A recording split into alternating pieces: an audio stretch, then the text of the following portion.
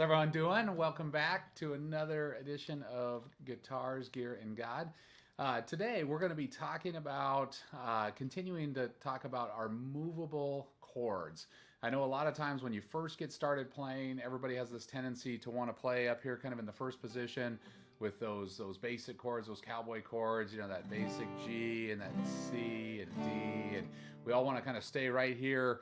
And sometimes learning those bar chords can be a little bit painful, especially on an acoustic guitar, and you know, to try to get you moving up the neck and doing some of these kind of things, that can be hard to do. So what I've been trying to show you in the last couple videos is some simpler ways that you can get yourself moving up the neck without perfecting the bar chord, and you can still make some good sounds. You can still have a lot of fun. Now I know some worship guitar leaders, they use this technique a lot, especially if they're playing the guitar, the acoustic guitar. This is kind of an easy way for them to get mobile, moving up and down the neck while they're trying to sing as well. So let me show you the technique. And today we're going to be playing on my Breedlove guitar. I love this guitar.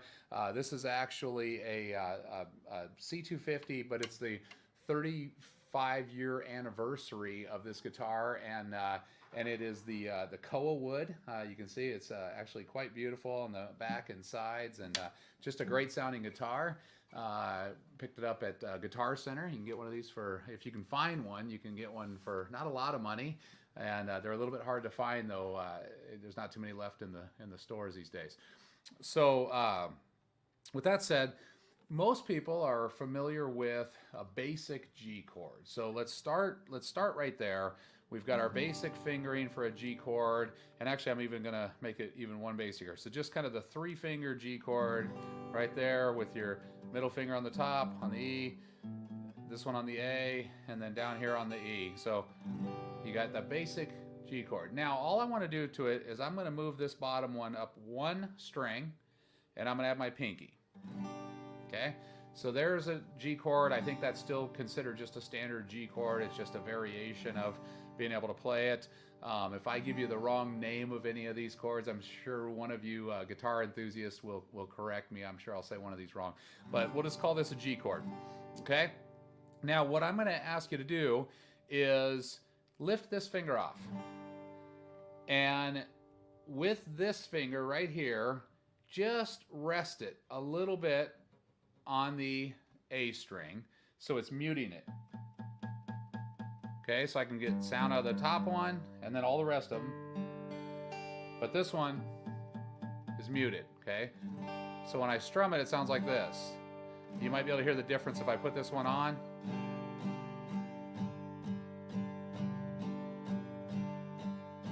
Subtle, not a lot of difference between the two. So technically this is the G with this finger down. If I lift this off, it's called a G5. We don't need to worry about that too much for our purposes. Let's just call it a G. So we've got a G chord here, and with that shape right there, you don't have to change anything at all. You can begin to move that up the neck to your positions all the way up the frets. So if we know that this is a G right there, and we know if we move up one whole space, we've got an A, A5, A, whatever you want to call it, B, C, D,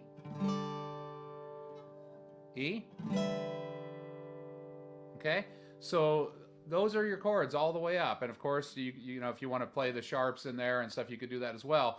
But let's just keep it simple for right now.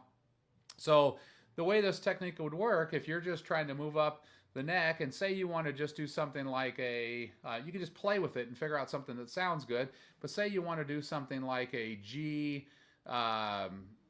whatever, G, C, D, let's just say, let's just use some of those, or you know, you could just play with it a little bit and find out what sounds good. So you're just strumming.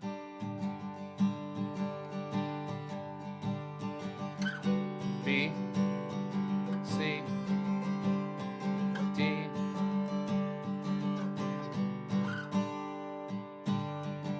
come up to the A,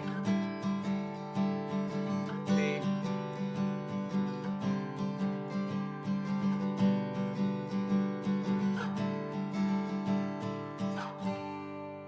very simple. right? And you can play with it and figure out which chords sound cool together. Makes it real easy. And again, this was all staying on the top string, using your whole steps and half steps to each one of the notes. So we're just going from the G to the A to the B to the C to the D, all the way up. So you can just do that without changing any hand position other than sliding it up, okay? And again, we're muting that second string all the way up. Now, that's great, and that's keeping you on that top string all the way, but that's not overly practical to always stay just on that top string. So you can take that same shape and you can move it down one string. So now you're just not playing don't play the E up there. And if your picking's not real accurate, you can try to mute this top string with this finger just by kind of touching it a little bit, so you get a little bit of mute there. But it's the same exact thing. So if I were to go from this G with the finger down, and I were to move this down a position, that's actually a C. I think technically it's a C add 9, but that's a C. Now if you lift this finger off again and mute the one right below it, so sound, mute. Okay, so just like that. I think that becomes a C5 again. So now I've got a C5 or a C. I can move it to the D, E, F, G. Keep doing the same thing all the way up as much as you want. So, and you can interchange these. So if I'm playing the G, and maybe I want to do like a G, C, D, let's just say, okay? So I go G to the C, just bring that finger down one note, back to the G, C, and then I want to go up to the D,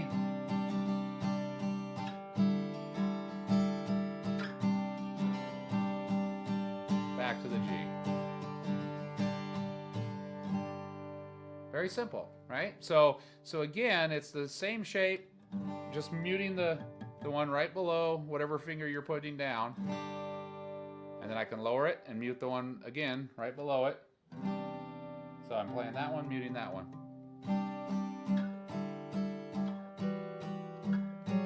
Very simple, all the way up the neck, you can play that shape.